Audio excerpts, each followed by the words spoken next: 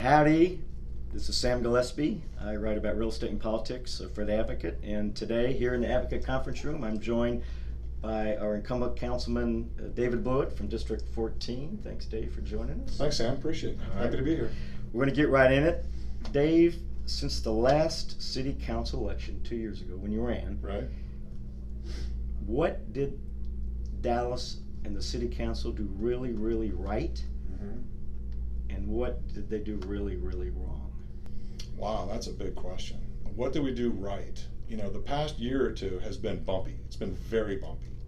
If you go back and look at COVID, that last March, you look at the protests in May, you look at the police response to it throughout May and June, you then look at the election and just a lot of chaos in general. You look at the snowpocalypse, what they call it, this past month or two. It's been a constant stream of new challenges, and I will say that the Emergency Management Office, Rocky Vaz, a lot of city staffers have done a really good job of managing, whether it was the pandemic, whether it was the vaccine rollout, where we had communication problems between the city, between the county, between the governor. We have actually been reactive and responsive to a lot of challenges. Sometimes it's hard to see the successes, but there have been a lot of people downtown working very hard on a lot of complex issues. We've made progress on them, but it's been very difficult, and I want to get that message out there that a lot of people care, and a lot of people work very hard to keep the city functioning during a very difficult time.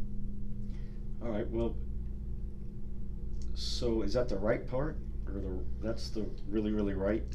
That's the right part, because What do it's you think? reactive to what's been going on. And so what did the council do really, really wrong? The council, I think we've Or given the city? Well, I mean, since this is a council position, you know, I can speak about staff and how well they've done and how the council has worked with different departments. But where we got it wrong is I think that there is a separation between, I'll say, the mayor and certain council people on communicating what it is that we are doing, what it is that we should be doing. The easiest example of that is the vaccine. Mm-hmm. You had different messages from different people, including on council, where people were confused, and my office got blown up. I got email after email about people saying, where's the vaccine? How come I can't get on a list? And we had to navigate that in terms of cleaning up the communication efforts. The city actually did pretty well considering this is new. We didn't have a roadmap of how to do this. But I don't think we did a very good job communicating. Okay, thanks. So, Dave, this spring, this summer, in the heat of this social justice movement and the protest, there was a lot of discussion about defunding the police. You saw that Sure. phrase in a million times on a bunch of different platforms. And then subsequently, during the fall budget process, the city police budget was under discussion, and it actually went from $501 million to $560 million. I did a story on that and reported Sure, it. it went up. And it went up. Yeah, So, that's right. what are the dynamics and complexities of those two events and the intersection there? District 14 took the brunt of the protests. It was largely downtown, it was largely uptown. There was some violence, there was some gunshots, and so a lot of districts around the city didn't have the impact that we did. So that was problematic. In terms of the defund movement across the country, there are a lot of other cities, Austin, Portland, Seattle, Minneapolis, who went pretty aggressive on defunding the police, and it became a national story. So then when you looked at what we were trying to do, we were trying to do more with less. I mean, quite frankly, our police budget should be higher. We are down about 500 or 600 officers. Mm-hmm. It costs about $100,000 per officer by the time you take salaries and benefits and put it all together. So if you want to hire the 500 officers that we need to raise the budget by about $50 million. Now, in that same environment, we have, because of COVID, we have shrunk our police training classes. So we are only doing 4 classes a year. They're a max of 25. The last class that graduated, I believe, was 18 or so. So you're looking at recruits that are not replenishing the attrition rate of existing officers. That's a problem. We have been using overtime as our budget as a stopgap, as a Band-Aid, to try and do more with existing officers. So then you could take an officer and have him on the street an extra 2, 4, 6 hours, whatever it is, and then you kind of get a little more out of that individual officer. I think that's problematic. I think it's not an efficient use of our funds. I would much prefer hiring more officers, but we don't have 50 million, and we don't have training classes to bring up those numbers of people.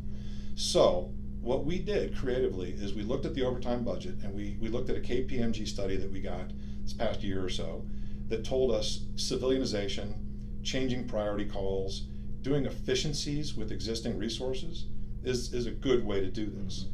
So we took a little bit, 25% of the overtime budget, applied it to what they call civilianization. We identified 95 sworn officers who were doing desk jobs. And we were able to get them out onto the street and hire replacements as a civilian, non-sworn officer. And it got more officers on the street. That was a creative way of doing more with less. Now, because of the national narrative, a lot of people tried to take advantage of it. They tried to say, oh, well, we defunded or we cut. We did more with less. It was an efficiency move. It's become political. People are trying to try to take advantage of it because other forces around the country really did cut. They cut their manpower and they cut their budget substantially. We did not. So Dave, in your mind, what do you think affordable housing is? What's your definition of it? And is there a path to that in East Dallas? That's a great question, and I think it gets misinterpreted because affordable housing means different things to different people. Right. You know, I talk quite a bit about my first house in the M Streets. We paid about $200,000 for it. It's now worth about $800,000. It's a 1,700 square foot, 2-bedroom, 2-bath with no garage. It's a great house. It's a cute house, but I mean, $800,000. I worry quite a bit about the young families, the young people that are trying to move into this area, and that's what they would look at as a first home. It's changing the demographics of our area because it's become so desirable and so expensive. So there's an affordability thing that is being able to buy a house. There's something else that we don't talk a lot about, which is the affordability of being able to stay in a house. Now, we have a comprehensive housing plan that talks about building more and more and more, but our dirt is so expensive that by nature our values are just going to be higher than other parts of the city. So I've focused more on the affordability of, particularly as we age, right? Your property taxes go up every year. I voted twice to cut the property tax rate. I made a proposal that passed in the last budget process to reduce the tax ceiling of the rate. So it's 3 times that I voted to lower everyone's tax rates. And I have an over 65 tax exemption that's coming through council right now. And that will be at full council in April. And what it will do is it will freeze taxes, city property taxes, for people over the age of 65. So you'll still pay taxes, it just won't go up 10% a year like it has been, because I hear from people all the time that they're being squeezed out of their homes. That's a housing affordability issue that's very important to me, that on council I can play a role in. Right. Okay, thanks for that, Dave. All right, so the District 14 ferry shows up tomorrow and gives you $10 million. What do you do with it? It'd be nice if you gave me these questions in advance. I've never had that question before. I don't know who this ferry is. I'd like to meet her, him, whoever it is. And $10 million. And if he or she has any brothers or sisters, I think it's... You know, the easy answer is quality of life, because that's what they call a shovel ready. You know, if you gave me $10 million and said, could I hire a bunch of officers, that's problematic. It would take a year. If we're going to put it into roads, there's not a lot of roads that we could put in for $10 million. Right. We're already fixing potholes. We have a budget for that, so it wouldn't go there. But quality of life, I mean, I've had some money, and I've been able to put in lit up crosswalks. It's one of my big things. You look around District 14, you'll see we've restriped a lot of crosswalks. We've put in flashing, they call them hawks. And over at Teetsy Park, Lakewood Library, Greenville Avenue, Oak Lawn, we've put in about a half a dozen of them, because areas that kids want to get to, schools, parks, rec centers, that's something I can spend money on. And I would spend more money on that because this city is becoming more bikeable, more walkable, more connected. And the best thing we can do is allow people a safe way of crossing streets, of getting to where they want to go. I'd spend the money on safe pedestrian improvements and enhancements like lit up crosswalks. I'd put in more. All right, good. And they're more expensive than you think. I believe that. Yeah. I want to talk about Richmond as my last question. Richmond. I know a little bit about Richmond. Yeah. I know you do. It's an important street in District 14. But it does highlight the competing interest of these capital improvements, right? Oh, very much. Yeah. So right now, you know, we have one option that adds bike lanes, narrows the traffic lanes, eliminates one side of parking. Right. And the other option, which all the residents were able to vote on, had wider traffic lanes, no bike lanes, parking on both sides of Right. Richmond. I mean, two pretty binary choices. Correct. And I've had a chance, so where do you stand on those improvements? Well, we've had 2 staff-led community meetings. So I've hosted them, I've helped put them together, but they are run by city staff, Public Works, as we've started out with 5 options, not 2, started out with 5, and then through a process of surveys and getting community input, narrowed it down to 2. I can tell you that both of them are problematic. One of the things about having this job is you get to define the job how you see fit.